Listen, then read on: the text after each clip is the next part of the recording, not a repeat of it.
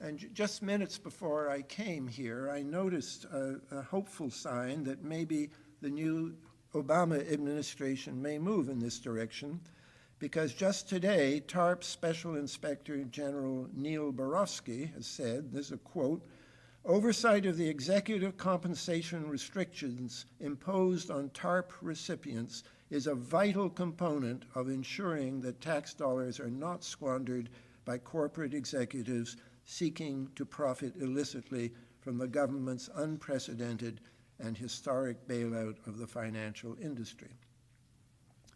Well, what exactly is the crisis? In my view, it is decades, not just 1 year or 2 years, but decades of first weakening and then raiding the common treasury of this country, the res publica, for the enrichment of the rich. For 3 decades, this unprincipled deregulation and market fundamentalism has gone on under both parties. Now, there's something quite old here and also something quite new. What is familiar and old is the dominance of both parties by the very rich financial elements of the country. Now, here are 3 quotes in my book, The Road to 9/11, which I just lifted from Kevin Phillips's book, Wealth and Democracy. The first one is Thomas Jefferson in 1816, saying, "I hope we shall crush in its birth the aristocracy of our moneyed corporations which dare already to challenge our government to a trial of strength and bid defiance to the laws of our country." The second quote is from Theodore Roosevelt in 1912. "We hold it a prime duty of the people to free our government from the control of money." So you see, this is not a new problem.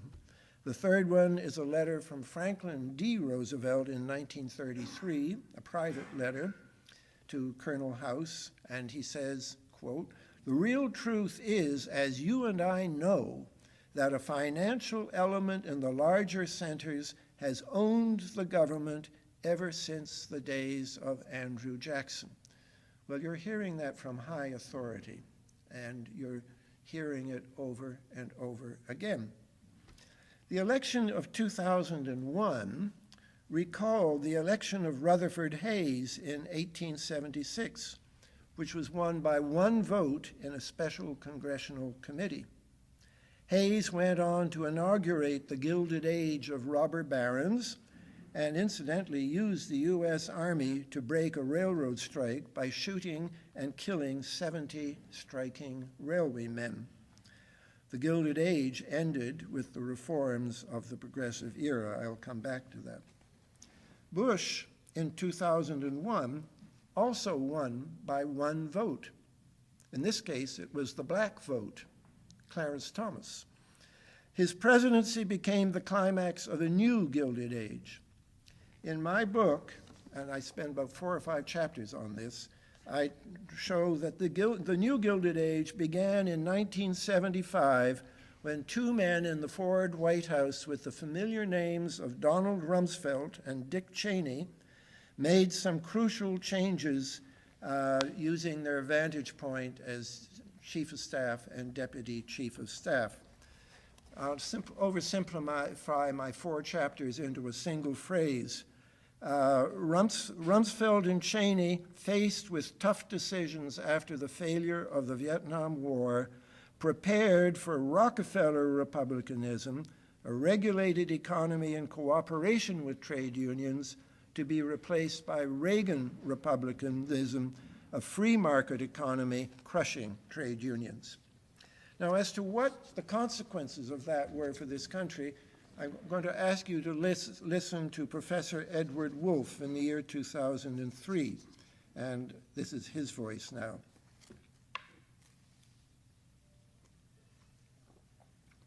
This is very important, I think, what he says, and he's not the only one to say it.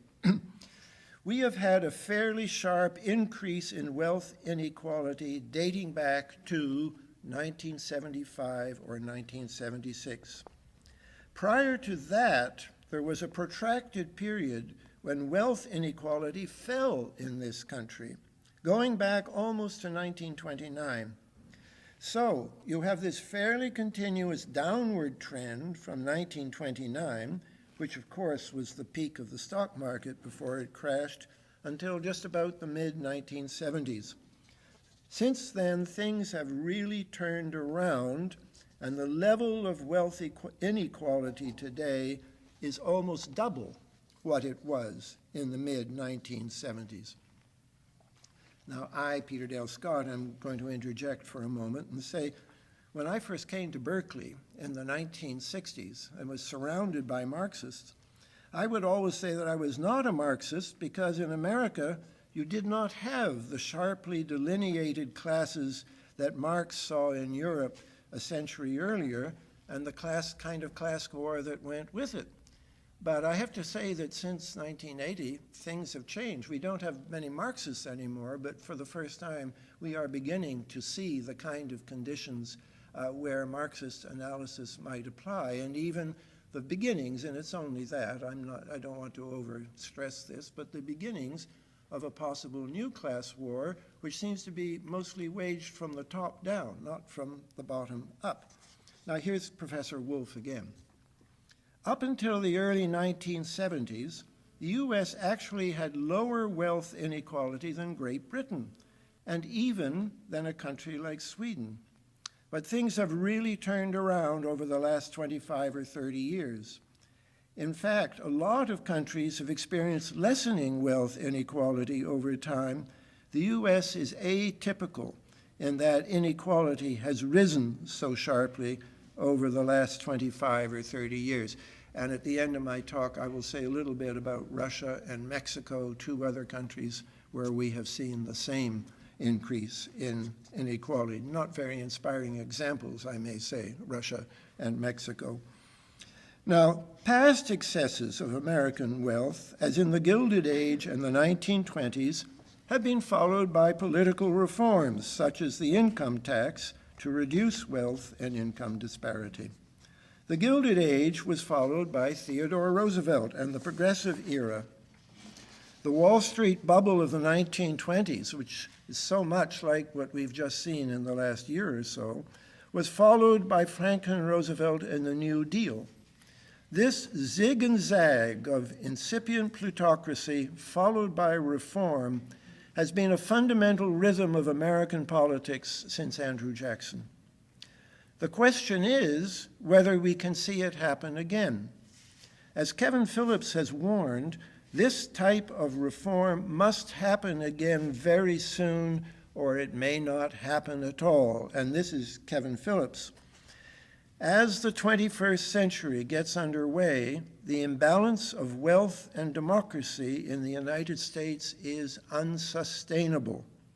Either democracy must be renewed with politics brought back to life, or wealth is likely to cement a new and less democratic regime, plutocracy by some other name. Now, this warning by Kevin Phillips was published in 2002, and despite all the talk of change in the last election, I do not see that any electoral challenge as yet appeared to correct this imbalance of wealth and democracy. Now, here's my message to you people. I'm hoping that there are a few good Kevin Phillips Republicans in this room to make it happen, or to help make it happen. That is my message to you tonight, and if I was smart, I might just stop there.